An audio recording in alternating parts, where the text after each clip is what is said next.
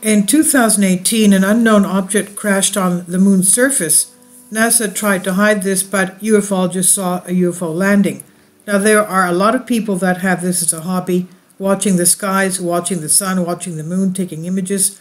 Most of them are amateurs. There are even amateur astronomers who have found interstellar comets and asteroids. So in 2018, several ufologists and astronomers issued a statement regarding the fall of an unknown object onto the moon. Allan Hendry, who sketched this UFO making a shadow on the surface, is a U.S. astronomer, and he spoke about this in detail. He said, "I was watching the moon through my telescope when I noticed an object flying above the surface of the Earth's satellite.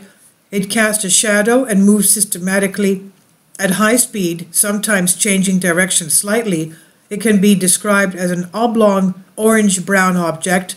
At some point it began to descend and literally flew into a crater," end quote.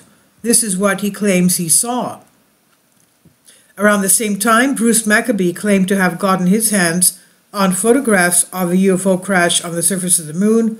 The researcher said that he analyzed them and concluded that they were genuine. In the same year, there was a wave of layoffs from NASA. Conspiracy theorists attribute this to the leak of information about this type of an incident.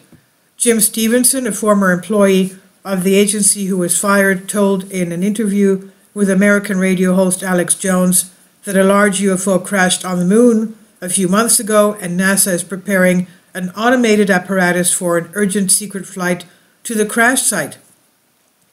And literally 3 days later, another man who did not give his name spoke on behalf of a former NASA employee with approximately the same content, that an alien ship crashed on the moon. A wave of hysteria caused by such statements put the NASA leadership in a very awkward position. The agency's trust rating dropped to a record 22%, and finally this story turned into one of the most confusing cases when a collective letter on behalf of almost 60 astronomers and ufologists from the United States, Mexico, Puerto Rico, Japan, Canada, Sweden, Romania, Germany, France, Australia, and other countries was addressed to the leadership of the agency with a request to explain what is happening on the surface of the moon. The official response shocked the world. Quote, "We are working to find out what happened.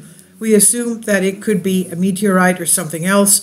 Despite all the professionalism, we need more time and information about this incident," they said. That's their statement. After that, NASA ceased to advertise the images obtained from the Lunar Reconnaissance Orbiter.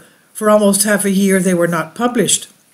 During this time, passion subsided, the history began to be forgotten, and suddenly a new portion of lunar photographs made this fire flare up again.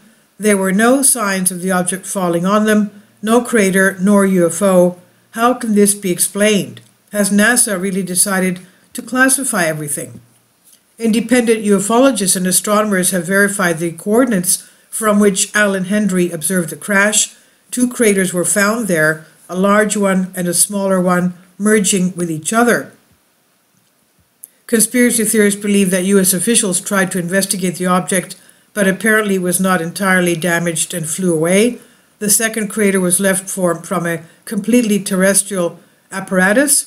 This story is very interesting because if all this is true, then a very entertaining picture is drawn. Relatively recently, the moon was visited by a man-made apparatus of an unknown civilization. Probably something went wrong and there was a breakdown. And during the time it was eliminated, the research probe was launched, which was supposed to study the technologies of another civilization. But by that time, the UFO had successfully taken off and left the moon. And NASA's leadership once again framed itself with processed photographs from the surface of the satellite, where they tried to retouch the images of the 2 craters.